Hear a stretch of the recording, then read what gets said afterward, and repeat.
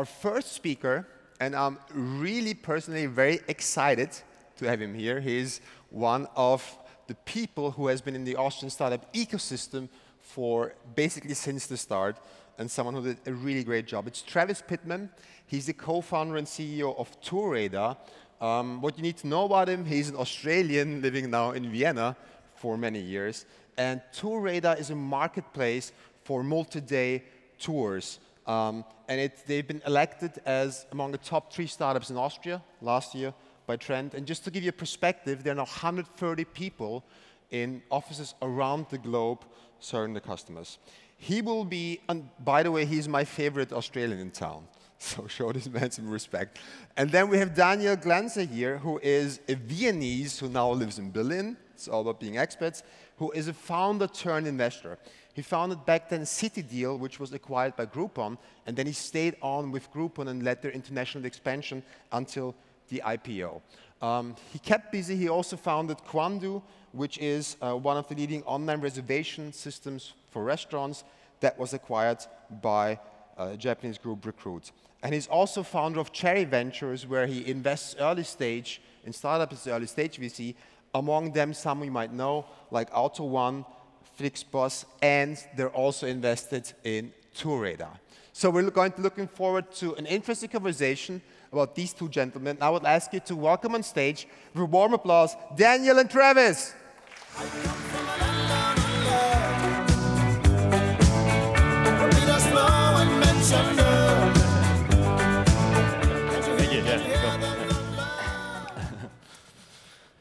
All right. Well, good morning, everybody. Morning. Morning, Travis, again. Good staying here with you.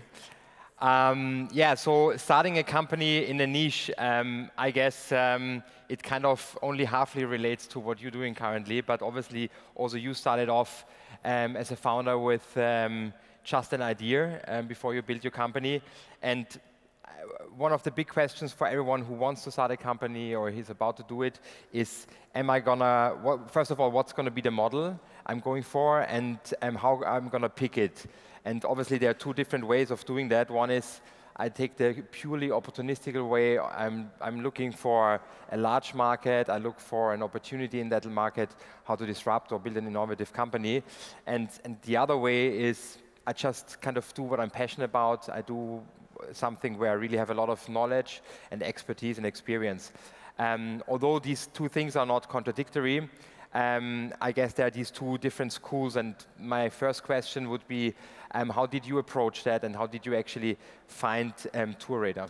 Sure. So when I first moved to Europe 14 years ago, was very much one of the Aussies that moved to London. We did the working holiday thing. It's kind of a rite of passage for a lot of Australians to come over, work, and then travel.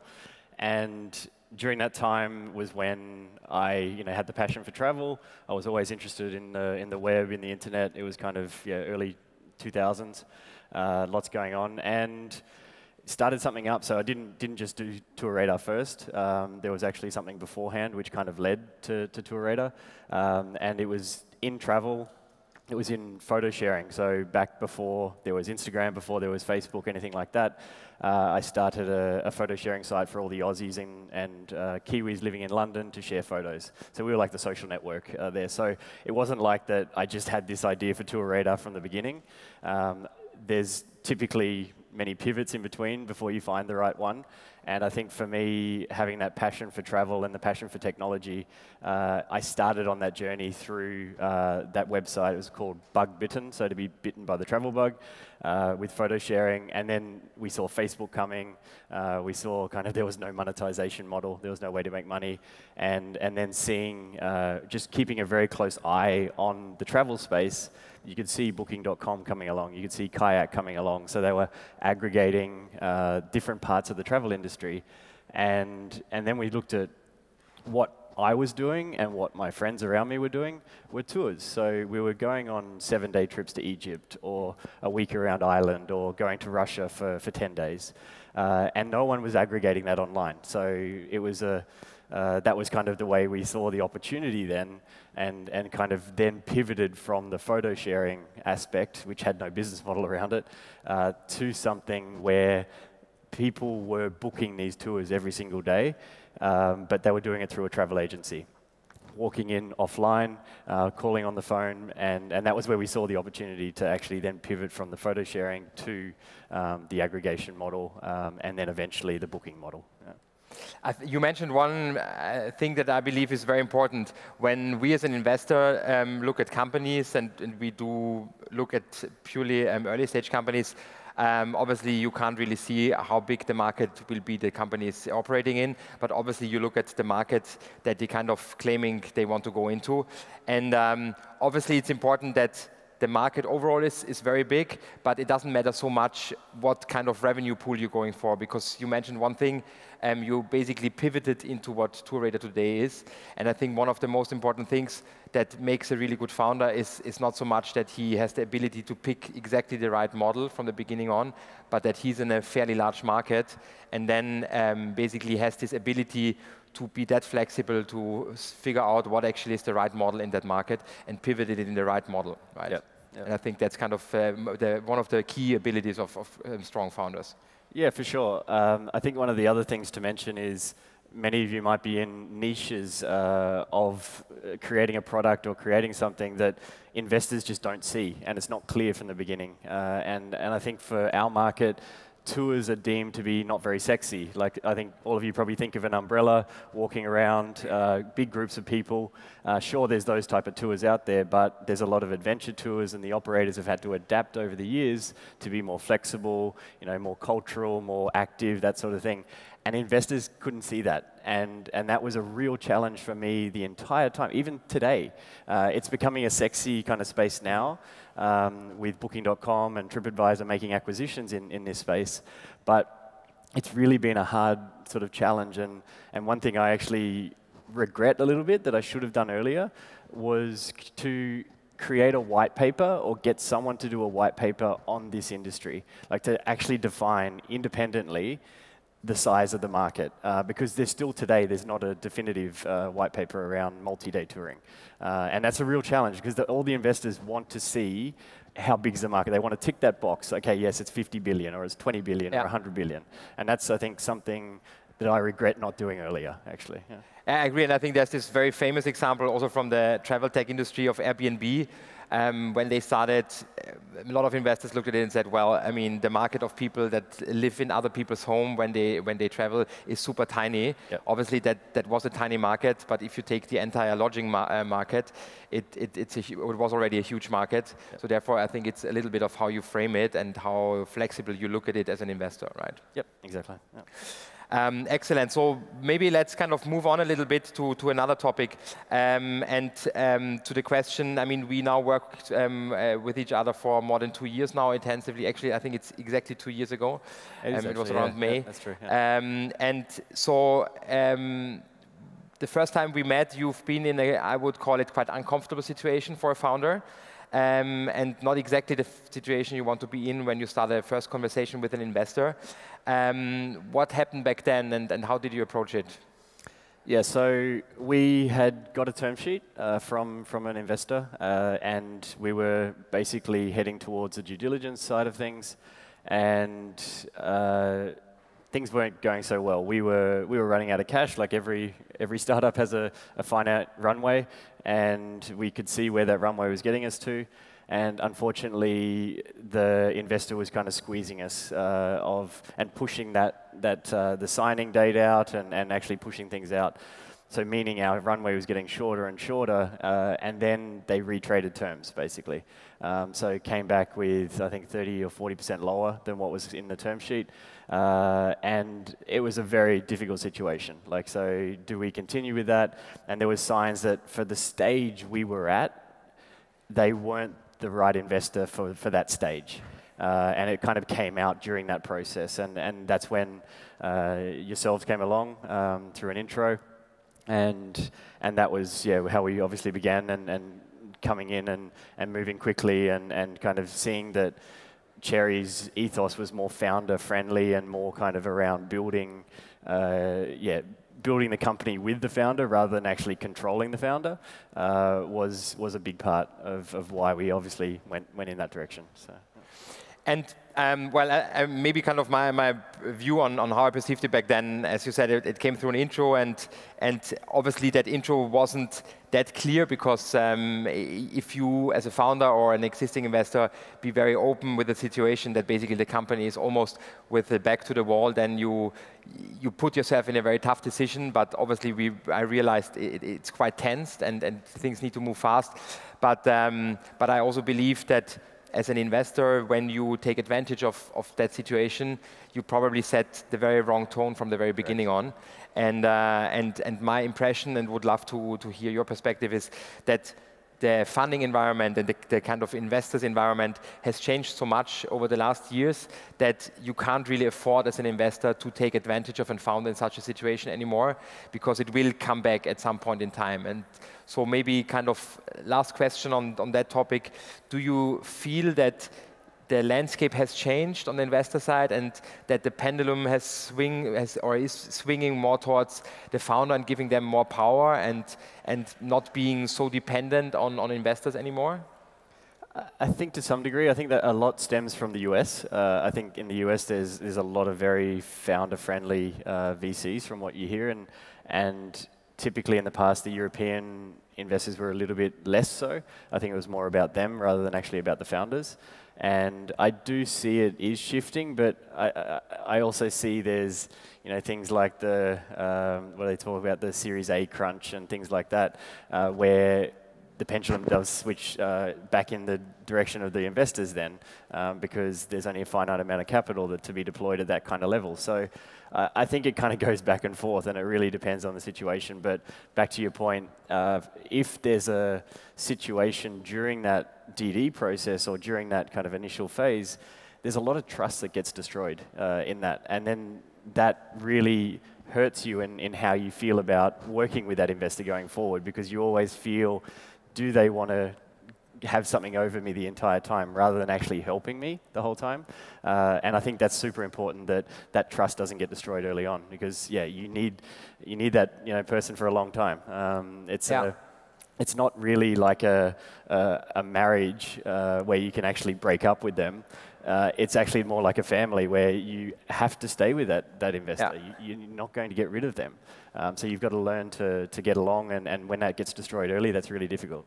Yeah. And the kind of absurd thing in that situation is also that in this process of closing the transaction, obviously you are on different sides of the table, but once you close the transaction, you're on the same side of the table, and then it's going to be you maybe in a few months or years later, again, negotiating with someone else. And I think if there is no trust, yep, and if there's always this kind of hidden mistrust, then I think you also run the risk that you don't achieve the maximum for all of us, right? Yep. So therefore, as founders, I think a recommendation from us would be also really check not twice, maybe 3 times who you're going with. Yep. And I think today you can really do that because there are a lot of investors out there, because you will stick with them for a long time, right? I think that's it. And that was a really tough situation that I was in back then, because the back was against the wall. And if we would have gone that other route, the company would have been a completely different company. The strategy thinking was different from that investor. We wouldn't, literally, I don't think I'd be sitting here today if we would have gone that other path. So I think from advice out there to other founders who get in a similar situation, where you have these red flags and you ignore them because you're so desperate to want to close that round, it's sometimes some tough decisions need to be made and say, they're not the right investor for this time, for this type of stage of our business, and to kind of almost block them and just go, right, the hard path, I need to go that way, and then actually start to find another investor rather than actually really just go, okay, suck it up and accept that they're the right one, and then it's only going to be bad for the future. Yeah, keep on reflecting on that question before you close. And, exactly. And my personal learning from that experience was also, even if you as an investor call a founder and he tells you, well, we're actually about to close the transaction, just still try to figure out if this is a good fit for you, because sometimes it turns out you still can fit in. Yep. Cool. So maybe let's move a little bit on to circumstances you were setting up Tour Radar here in Vienna. You're Australian, you had the ambition to build a global travel company. You ended up starting it in Austria, in Vienna, which is back then wasn't, and still until today is not one of the global tech hubs. So I could argue you didn't optimize for these things. How came and how do you feel about it today? Yeah, I think you get told by a lot of people that there's certain perfect ways of doing things, and my opinion was, well, I'll make the best out of the situation that I have. And of course, if I was based in Silicon Valley or if I was based in London, I probably would have found capital earlier. I would have got things earlier. I would have been able to hire maybe more experienced people if I was in those different locations as well. I got told the entire time you can't sell a $5,000 travel experience online because you need to sell that face to face. The whole time, everyone gets told, you can't do this, you can't do this. And I, pretty stubborn person and just continued and felt that I'll make it work somehow. Mm-hmm. And that's how we did it in the beginning. Was we had remote workers, we had Ukrainian and Russian developers working remotely. We had a team in Brisbane, so my brother's the co-founder. He was based out of Brisbane, and it was that was the cheap way of doing it. But obviously, over time, as you become more successful, you realize that being together or having teams together is more efficient. And so we've moved our team from Russia to Vienna now. So we have 65 people based here in Vienna. Mm-hmm. And the challenge, or not the challenge, but in the past, we've been quite opportunistic in that there's a lot of English-speaking people in Vienna who have come for their partners who work at the UN or who come for another type of job, and they couldn't get a job in an English-speaking company. So we've picked up a lot of people in that way. So I guess you make your luck, but there's been situations like that have got us to where we are today. Now it's getting a little bit more challenging because we need world-class experienced people mm-hmm. who have done this 2 or 3 times before. So in marketing, in engineering, that sort of thing. And Vienna doesn't have a lot of companies that have done that. There's obviously been a few examples to date, which has been great, but we don't have the scene like Berlin.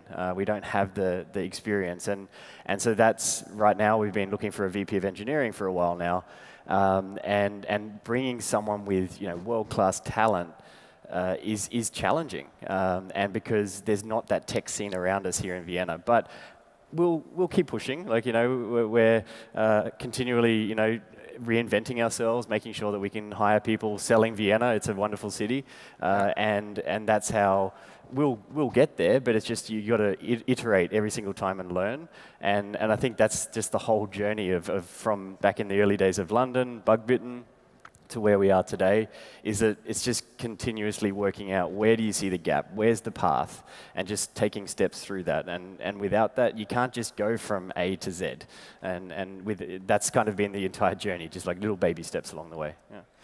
And I think in that context, even more impressive is also the fact when looking at your investors, it's a set of very impressive, very experienced people. Just to mention a few, Michael Schuster from Speed Invest, Hussein Kanji from Hoxton, a London-based fund, Eric Blachfort, who's the former CEO of Expedia, yep. Obviously also myself from a Berlin-based fund. So a very kind of global setup of people with very different experience and quite senior. So tell us a little bit of how do you work with these very different people? How do you get the most out of your board and this investor setup? So I think each investor brings different things. Some bring operational experience, like the stuff that Cherry's added with experience from Zalando days, like the marketing experience from Hoxton. There's amazing network of investors, so Series B, Series C type investors. I work a lot, I email you guys, probably once, twice a week, even more sometimes. I jump on calls for 5-10 minutes. I leverage the investors for introductions a lot. Especially Eric, who's the former CEO of Expedia. He's based in San Francisco.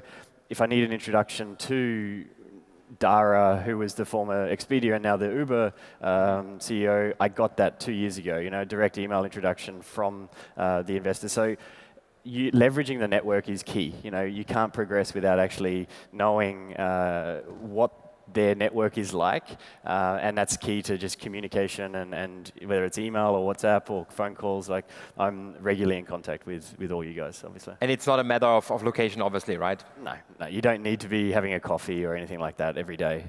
It's with the communication tools today, it's fine. Yeah.